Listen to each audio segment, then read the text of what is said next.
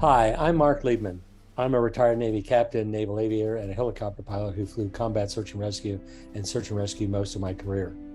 I'm also the executive producer of the documentary Leave No Worry Behind, the untold story of HC-7. We started this project because HC-7 is a unique squadron in Navy history. It's the only squadron ever formed and operated with its only mission as combat search and rescue. And for 8 years off Vietnam, it never missed a commitment. And oh, by the way, it made a significant number of the combat rescues in and around North Vietnam. And this movie is HC-7's story that's going to be told from the perspective of the pilots, the air crewmen, the maintainers, and the survivors. We hope you enjoy it. And oh, by the way, we're looking for money to help finish the production. My name is Robert Child, and I'm a producer and director. I've been doing military history films for over 20 years now. And my films have aired on PBS, Military Channel, American Heroes Channel, and other ones across the globe. And I've been recognized for that work. And I've been looking for a while to do a Vietnam War story because I've done World War I, World War II, Civil War, Revolutionary War, but I wanted to do a Vietnam War story because I felt, as I've told Mark, that the men had not been given their due. And the story of HC-7 is exactly the story I was looking for. It's right up my alley. Courageous aviators rescuing our pilots, downed pilots in Vietnam, in the water and on land. It's an amazing story. I'm very excited about it.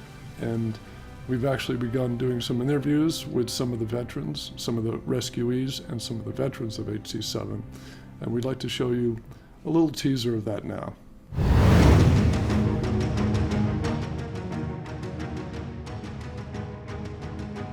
So we were sound asleep at 2 o'clock in the morning when I got the word that a pilot had been shot down close to North Vietnam, and you got to launch as soon as possible.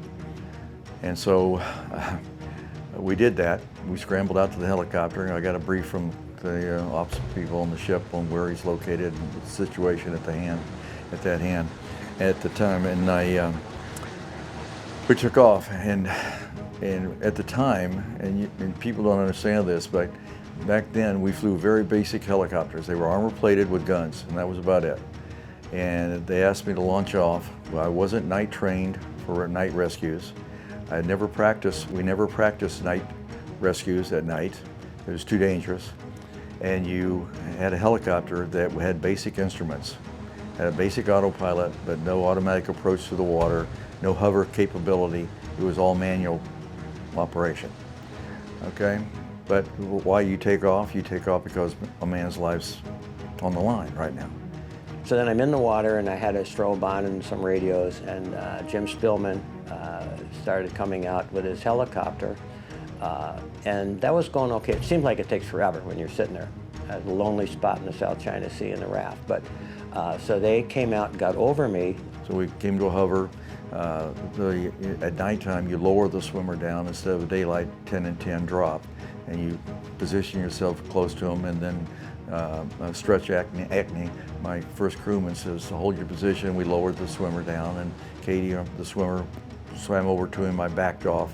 And swimmer jumps in the water, which they normally do to see if you're physically injured. And they had this device called a horse collar, big kind of a loop thing that you would try to put your arms through, and it would pick you up under the shoulders, under the armpits, and go at the airplane.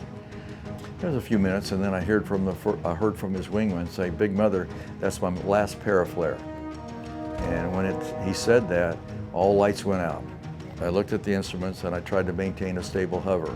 Well, you don't have the equipment to do that, and you start over-controlling, and you get a situation that's called vertigo. I happened to look over at the gauges, which I probably should have been on it anyway, but we never had any nighttime training doing this stuff. And I noticed we had a nose-up attitude and zero airspeed.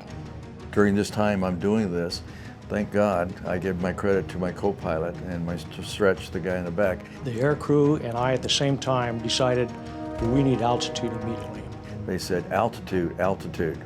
When they did that, the helicopter was backing down and toward the water, and the tail rotor was just a few feet off the water. So we pulled the collective as hard as we could.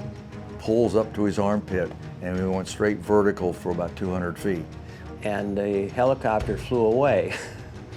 And I looked at the guy in the water and I said, "Where are they going?" He said, "I don't know."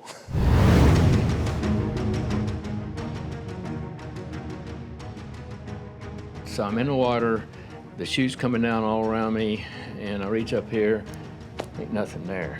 It got popped off during ejection, apparently.